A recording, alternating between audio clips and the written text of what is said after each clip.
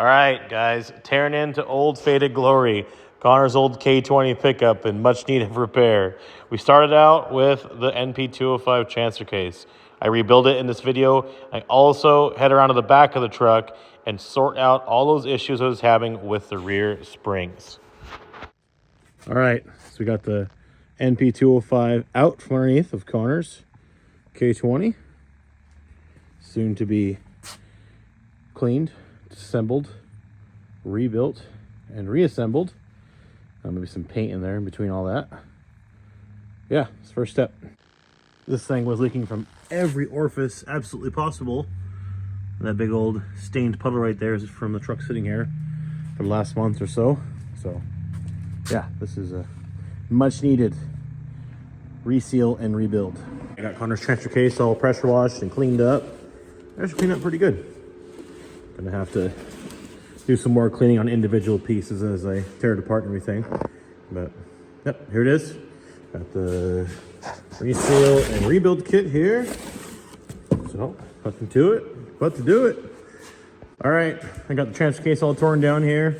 I'm gonna get it cleaned up a little bit better and get some fresh paint on it, and we'll get to reassembling this thing. I did forget, I like to run through all the threaded holes of the tap and kind of clean and chase them out. A lot of times there's just kind of old gunk and sealant still trapped in those. And so I'm gonna do that real quick and give it kind of a bath and some degreaser and prep it the rest of the way and get some paint on this thing. All right, I got it all painted up. Turned out pretty good. I like to sand down all the flat surfaces after painting them, where all the gaskets and the bearing retainers go to get the best seal. That's how I did them factory too, so it's kind of the look a guy's used to seeing. I did already get the rear output all rebuilt, put back together, as well as the front output.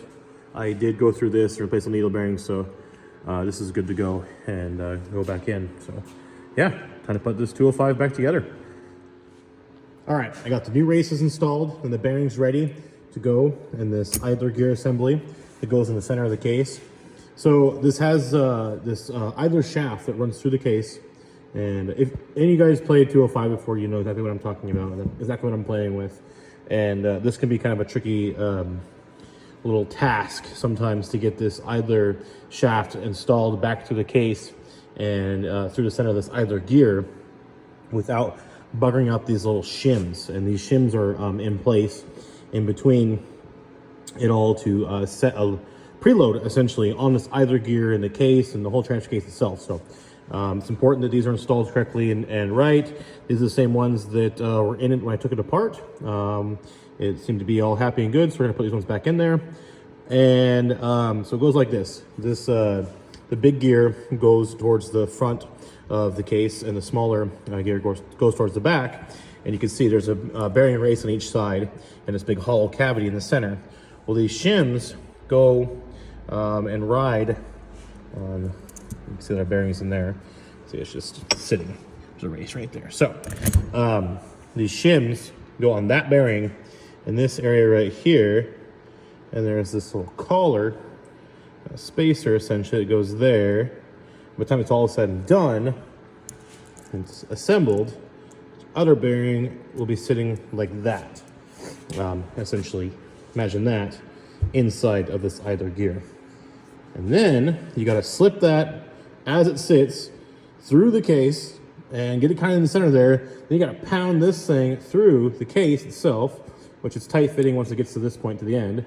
And you know, both of these areas are tight fitting. They're basically essentially a interference fit almost. All right, you can see let's go all the way through, and it's tight now because it's trying to go through the other bearing. So it doesn't just slip in there. This has to be persuaded into place. And you can see, and I was just kind of pretending to do it there. Look at all them shims, they're all over the place already. And when it's in the case and you're trying to do it, you can't access that. Once you stick it in there and you got that bearing on it, they're in there. You can't correct them. You can kind of feel through with your finger through the front of the case as you're bringing it and kind of align the shims a little bit if they're out of place. But once you start getting this coming out of the other end of the case, the front of it essentially, you can't get your finger in there anymore.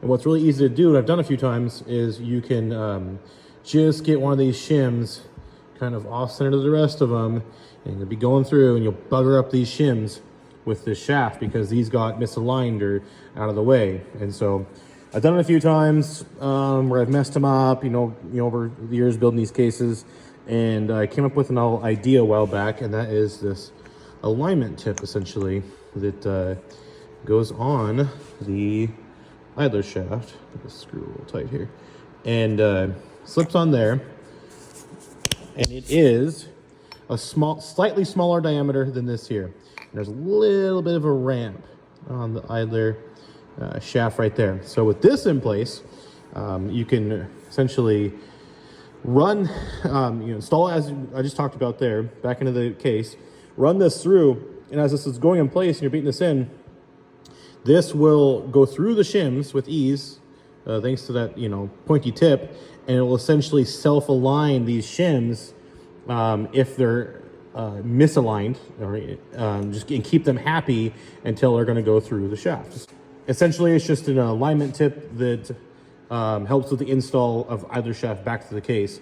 And basically, you run all the way through, and it will pass through the other end of the case, this hole right here, and you just take it off once it's through the other side.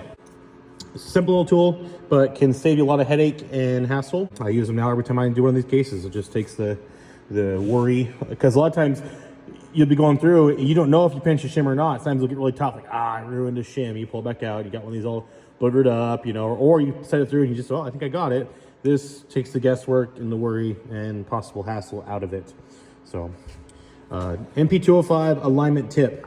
Reggie makes these, and Reggie sells them on his website at blackrosefab.com. So if you guys want to get one, if you guys are playing around with some of these T cases, it's a cool little tool that helps out a lot and just makes the assembly process a little bit easier. Check it out, blackrosefab.com, NP205 installation, idler installation tool. One thing I will do also to help with this installation is clean all the shims really good and use some thick grease, some red and tacky Lucas, or I also have here this assembly lube, and this stuff is pretty tacky. And put each layer, a coat on each layer, each side of the shim, and stack them onto that bearing.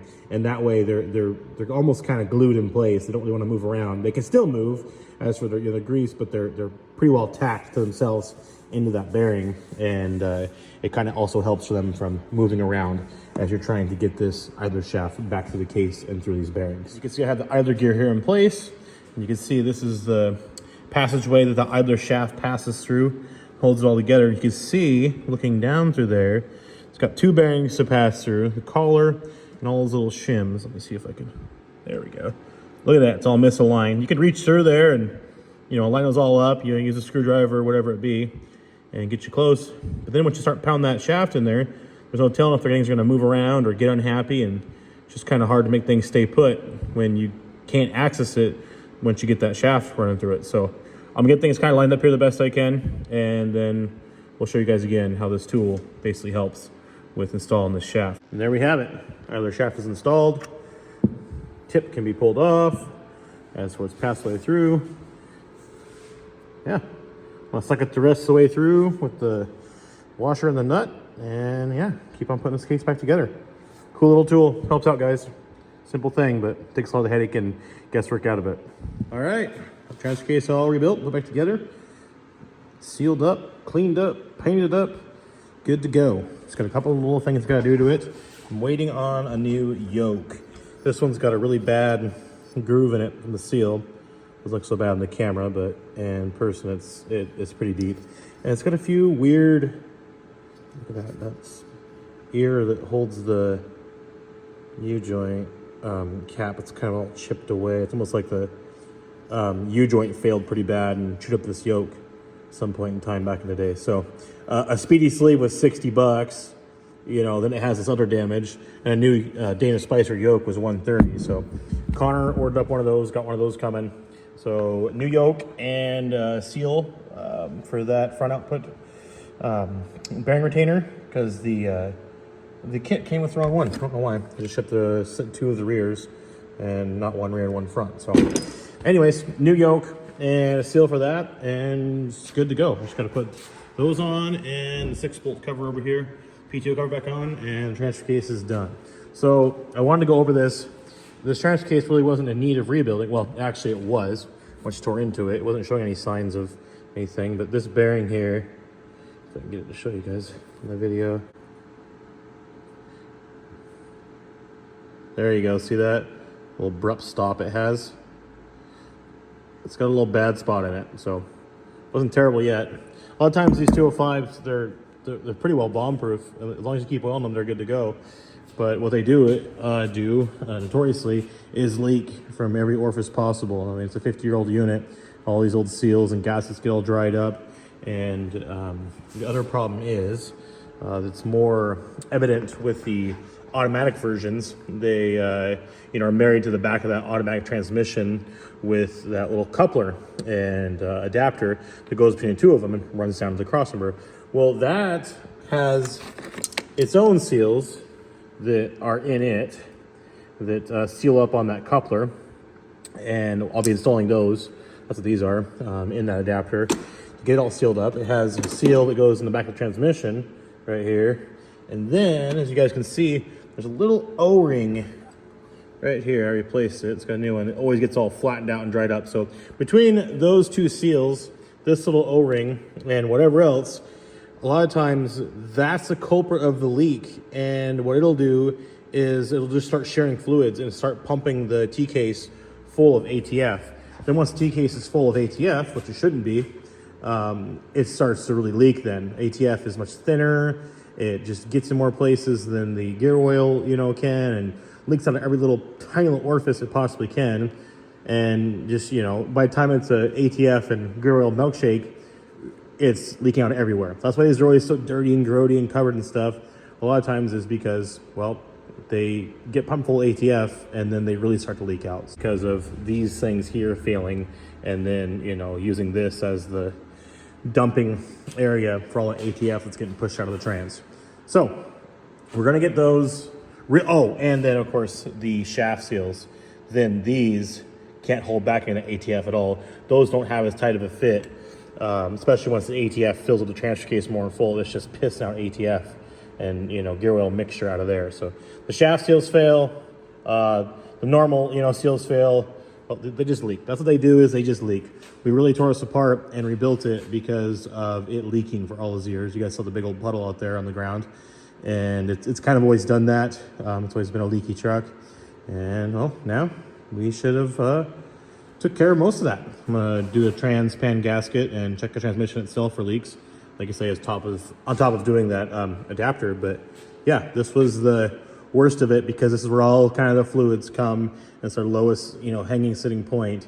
And this is the leaky area on the 4-wheel drive trucks, is these transfer cases. Painting the transfer case up was kind of extra as for the truck that's going in, but once you get them torn down to the point that they're a bare case, that's the time to do it. It only takes another hour or two to get the case really cleaned up and painted good and looking like this, so why not?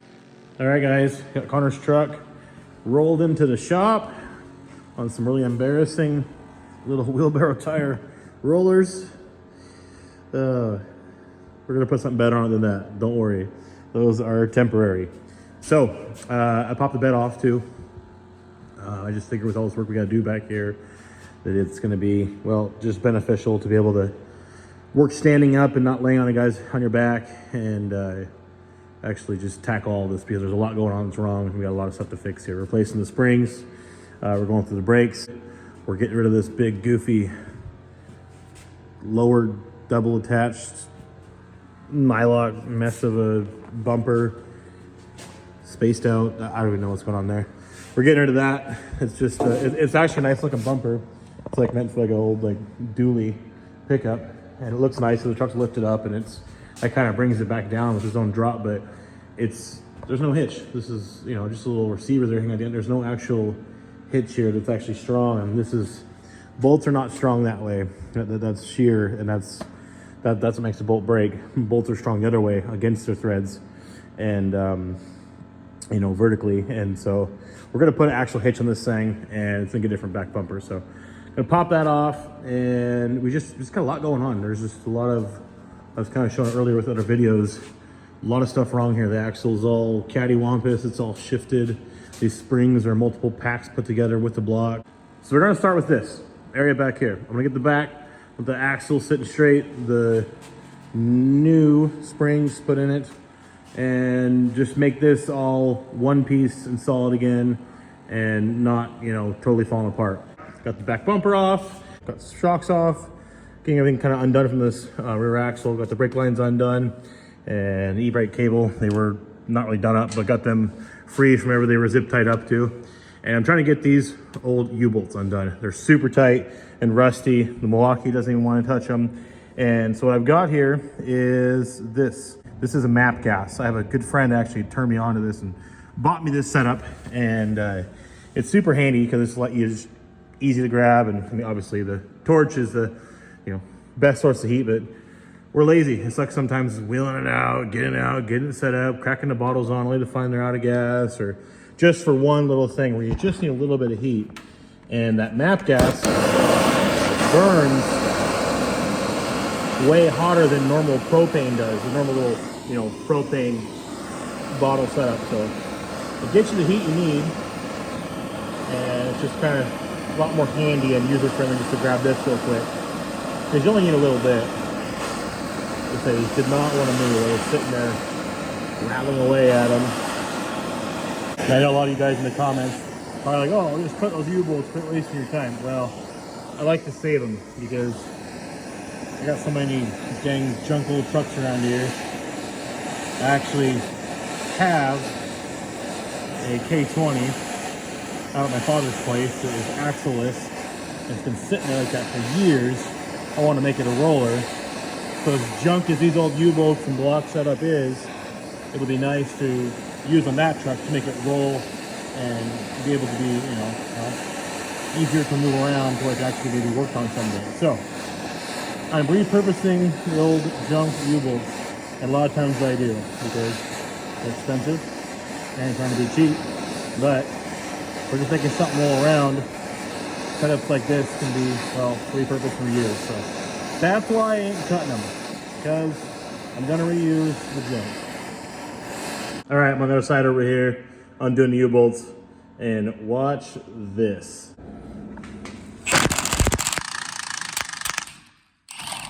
Just as I expected.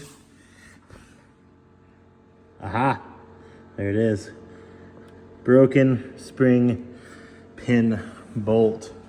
So it let this shift and move around and get all unhappy why the axle's not straight and not, why the truck is crab walking and dog walking, whatever you want to call it down the road. That's it. That's kind of what we expected to find here. Well, there it is. Well, that escalated quickly. I started letting it down a little bit. I wish I would have had that on video. I just creaked it down a little bit with the jack, and the whole thing just fell apart. Because under pressure on those two spring packs they had, you know, stacked together, they were really not the same arch. They're working against each other. And as soon as I let that jack down a little bit, boom, the sleeve spring over here kind of exploded, and as you see on the ground. But it's apart. And so it's just really this broken spring pin bolt over here. And it was, and loose U-bolts, the U-bolts that were never properly tight. They were tight, rusty now, not wanting to come apart, but they weren't torqued properly initially. So, I mean, they were tight in the threads, the nuts were all stuck, but they were not really, didn't have the proper torque on clamping that axle to those springs. They never did, you can just tell. And so this has been never happy since this was put together. And eventually it caused, well, this. Okay, get these partial leaves out of the way. Guess it makes it easier to carry them. You carry them piece by piece. Oh, geez. I can haul these out to the scrap. I am saving the 2-leaf though in the blocks. All the add-on multiple leaf, I'm getting rid of those. I kind of explained it earlier, like, well, why are you saving this junk? Well, it's because 67, 68 K trucks, which is what year this frame is, it's a 68 frame, have 56-inch rear leaf springs. They're an oddball length, and so they're hard to come by. And so in this instance, that truck I have that doesn't roll is a 67 K20 with no leaf springs. So I'm saving these for that truck because it's hard to get 56-inch leaf springs because it's only these early trucks that had them, 2 years only, and K trucks weren't as common in those years. There's a lot more 72 four-wheel drives than there were 67 and 68 four-wheel drives. So we've got a pair in our hands here. They're all worn out and played with and falling apart. We're gonna put the original, just two. This is the other one right here. You can see it tapers. See it's skinny in the front and it widens out. Those are the same all the way. Get that one, put back together, put new spring pin bolts in it, and throw those aside so I can use them on that truck to make it roll. When Connor's truck here, it's got some new badass 56-inch rear lift springs for it that we're gonna make work. They're a little different, but I've got an idea. We're gonna make these things work. We've got multiple ideas. We've got lots of ideas here, and one of them is gonna work. All right, okay, after a bit of monkeying around, some measuring, I'll show you guys what I got here. I did this on purpose. I got original spring here. Might be got one of our new springs here. And these springs actually truly are new. These were bought for a project and they were installed on it and it's sat outside for 20 years. They're not new, shelf brand new, but these don't have any miles on them. This will be the first time they're on a truck that's going to actually get driven. So these are new springs, as old and crusty as they look. So now what these are square body 56-inch rear springs. I'm no square body expert. I don't play those. I don't have time for that. But from what I've heard and what I gather, these are Suburban. Some select Suburbans came with 56-inch rear springs, and 1-tons would be 56-inch rear springs. Yada yada, whatever. Square body junk, right? Okay, so here they are on this truck. So they're the same length. Well, same length. They're really not the same length. These are a little shorter than 56 inches, and those ones are a little longer than 56 inches. That's a lot of times how it goes with springs, though. I mean, a lot of 52s, which is the most common size rear Chevy leaf spring for this body style, and square bodies as well. You get new ones, they'll be 49, they'll be 50, they'll be 51, they'll be 52, they'll be anything kind of around 52, but never usually exactly 52. The same goes for these 56 inches. Those are about 55 and a half, and these are like just right about 54. So a little shorter spring, a little more angle on the shackle there. Now, mind you, the weight isn't on the truck, so that will, of course, kind of start leaning back once the weight is, the weight isn't on the spring. So here it is in place. Now we can see here, I've measured this out a couple different times. The difference in these springs, and why these still quite aren't correct, is a couple reasons. The length is close. As you can see, it's installed, it's in place, it's good to go there. The center line is not correct. These are offset. This here is actually longer than this here. There's about a 2-inch offset. And you can see they're pretty well in line with the bump stop. I'll come over here. These original 67, 68, 56-inch springs, they're pretty well even. There's no offset to the pin. There's no front. I mean, there is a front and a back, wherever they install it, but the spring is equal length to the pin. So we can see here I'm a bit in front of that bump stop. So I'm not really too worried about this. I've got a few things cooking there. Of course, what this all means is your axle and the center line of the wheel well. Now here's for a few reasons why. One, this truck with these springs in it and the blocks, all the get up it had, was a little bit front heavy. Now a lot of times that's how it happens when you install lift kit on these old trucks. The front rear tire starts to kind of get towards the front of the wheel well. So it happens the axle kind of comes down, whether it be blocks or springs, it seems to always kind of happen. It starts getting pushed forward. So a lot of times guys will, push them back, or they want to put them farther back. And this truck was no different. The axle was a little bit forward when it was in place and not all cattywampus and offset and goofed up. Basically, we're sitting over here. It is about 1.5 inches farther back, the pin is. So the pin is not in the same spot, but it's not terribly far off. I put it so that these springs are actually installed backwards. They're supposed to be installed the other way on a square body. The longer we go farther back. So these are actually shorter farther back. I did that way, so we gain a little bit of wheelbase here, which we had room to go back with where the axle was sitting before and still be centered. And if it all comes down to where this is too far back and unhappy, I've of course got a set of Off-Road Designs 0-rate blocks. Now these are 1 inch and they bolt into the bottom of the spring pack. So they essentially become spring pack. It's not just a floating block in there. And you can run them straight through, so it just provides 1 inch of lift. Or you can utilize these other holes and another bolt to move the axle forward or back 1 inch or 1.5 inches. So I've got these to help me correct my axle, essentially centerline to the wheel well, if need be. Now, I'm installing these, like I say, again, backwards, pin farther back, expecting that to be pretty close. And if I have to come back and revisit this with the bed on and install those to offset it, I happily will. Now, I might even be installing those just to make the truck sit level, because we've got a few other, again, variables here. We've got square body lift springs in the back. They're 56 inch, they're not even supposed to be here. We're putting them here anyways, making it all work. And oddball, no name front 6-inch springs. So we might be, between all this, sitting uneven by the time it all goes together, to where we need these in the front. I got a full set of 4 of these. We might need to go up 1 inch in the front to make it sit level with the back. We need to go up 1 inch in the back to make it sit level with the front. We're gonna make the truck sit level by the time it's all said and done. And we might have to also, same time, double dip, move the axle. Sorry, not trying to make this more complicated than it is, ramble on about it. Just trying to explain this thoroughly what's going on here. They do not make 56-inch springs for these trucks. They don't make them.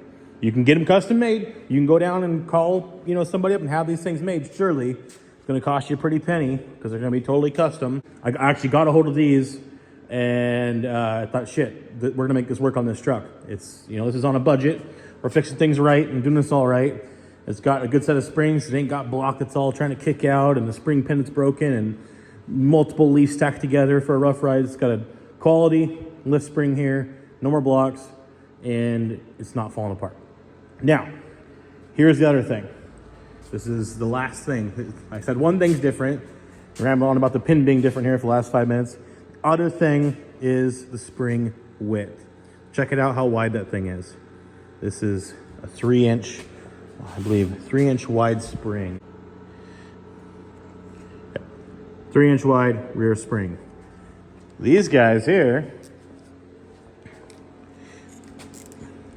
as any other rear leaf spring is for Chevy, they're a little over 2.5. So what I did, I took grade 8 hardened washers that are 9/16, same size as the bolt, so they're piloted by the same bolt, so they're not all loose in there and whatnot, and use them to suck up the gap. It's all grade 8, tied together tight, and the spring can't move, so it won't be an issue. Not my proudest moment, but this is how we're gonna get these springs that are, well, springs you can buy and use and find on this truck. We're making it work. Now they're in the front too, you can see them in there. That's all tied tight together with the washers used to space the spring. That's all tight, it's all good to go. Just, well, we're gonna say it, good as new and way better than what it had. That actually makes them even harder to kind of deal with than the length, because you can find 56-inch springs, but you can never find a spring other than these that has that oddball width and a taper to it. The width isn't all the way. Look at tapers. See how wide it is? It comes and it gets skinnier and it gets wide again at the back. It really essentially it mimics the front springs on a 67, 72 4x4. They're always like that all the way up to 72, same way. So, oddball for the length and oddball for the width, the tapered width. If a guy wanted to, you could remove the hanger and you could basically move it back and use a 52-inch spring. That's one way of doing this. A guy could do that. I thought of that too, but then I got these 56-inch springs over here to where, a guy wouldn't have to do that. He can use what's here, and I'm happy with it. And lastly, I can already kind of tell, I'm gonna wait for it here for me to finish and finalize all the zero rate stuff. As for, I will install them at the same time. Whether installs or not, we'll go with those or we'll go without those. I can tell it needs some degree axle plates to get that pinion pointed back up. A lot of times the big lift springs come with them, 6-inch, 8-inch and up, they'll have them on the back. These ones don't have them on there. They should. So we'll get a set of those coming and they will go on when I am making the truck sit level with or without those. Now, lastly, and I promise this is the lastly, everything I just said as far as axle offset plates and centering the axle, all of that might not even matter. As for, there's a guy locally who has a custom flatbed that was pulled off a 67 and 72 that was built for that truck. It's a nice bed. He's actually a friend of mine, and Connor and I are going to go see if we can buy it from him and put a flatbed on this thing. The bed that came off of it is battered, tattered, and the floor is just rotted out. The cross sills around the cross are just rusty as can be, and the thing was always squeaking, and the bed's in tough shape. So it might be getting a flatbed to where it doesn't matter if that axle is an inch farther back. Everything I said might not even matter, but it does also apply in the sense of the flatbed, as for the flatbed likely to be heavier than the normal bed by a little bit or a lot of it, to where a guy might sit level with the normal bed and all happy kosher with these springs, whatever it be. But with that flatbed on it, it might need a 1-inch block in the back. You can see here, it's kind of funny because it just came with 2-leaf standard, but that's all they had for rear spring, factory 67, 68. You get a heavy rear spring that had more leaf pack in it. The standard rear spring for 3/4 ton and for 1/2 ton 4-wheel drive, 67, 68, was just a 2-leafer like that. All right, springs are in place. Looking a lot better. No more blocks. No more add-a-leaf mumbo jumbo. 2 leaves into one. Axle falling out of place going on. We got lift springs on the truck. Yeah. Oh, and also the exhaust was falling off. You guys might have noticed it's got decent exhaust on it. It's fairly new, actually. I'll say fairly new. Connor had it put on the truck years ago, but it's still pretty good shape. But the hangers back here busted off and the bolts were falling out, and so I got those all replaced with better bolts and got it tied up and re-welded a couple hangers, and yeah, exhaust is attached again, so that's good. As I expected, I'm gonna need some degree shims to get this pinion pointed back up towards the transfer case. As for it doesn't have it on the bottom of that spring, when it really should have some there for how big a lift spring this is. So this is got more severe because of the spring being flipped and this riding back up the spring a little bit, going like this and pointing that axle essentially down. It is about perpendicular with the ground level, and 8 degrees will get it, well, to a happy spot, to the transfer case. So gonna get some degree shims in there for sure. That'll fix all that, make that all happy again. But yeah, the springs are fixed. We put lift springs on the truck you cannot put lift springs on. I'm gonna degrease all this and kick it outside and pressure wash it. Oh, I did get rid of a lot of the other little bracketry and random shit it had on here. It's getting new brake lines, so I'm gonna get all that out of the way. I already removed the ones that are on the axle. We're getting new brake lines down there. So tomorrow though, this is coming out because it is an oily, grimy, greasy mess. So we're gonna make this thing not leaky and try to address that vacuum leak. I think it's the intake gaskets personally. And they're already leaking oil from the front. And so I'm sure they're leaking air from somewhere else. So we're gonna get this motor all sealed back up. We got transmission lines we gotta fix. We got an oil leaking motor from every orifice possible. We've got a mountain of work to do over here to get the steering box in this area all fixed and correct. And we're replacing all the brake lines all the way down and past the engines and down the side, down the frame rail, down low and whatnot. So at that point, I'm calling it, it's gonna be easier just to pull the motor out and be able to work on everything without this in place. So front clip's coming off, motor and trans are coming out and getting resealed. We're gonna attack the front frame rails, fix the steering, fix everything. Gosh, I don't know why I'm listing all off here. We're gonna fix everything on this truck. That's what's broken on it, everything. But the back got a little bit done today, so. All right, guys, I'm gonna cut it at this video. The work doesn't stop here, continues tomorrow. We'll call this good for video 1. It's playing along, and stay tuned because video 2 on Connor's K20, the revival, is coming right up. All right, guys, thanks for watching. More 67 to 72 content soon.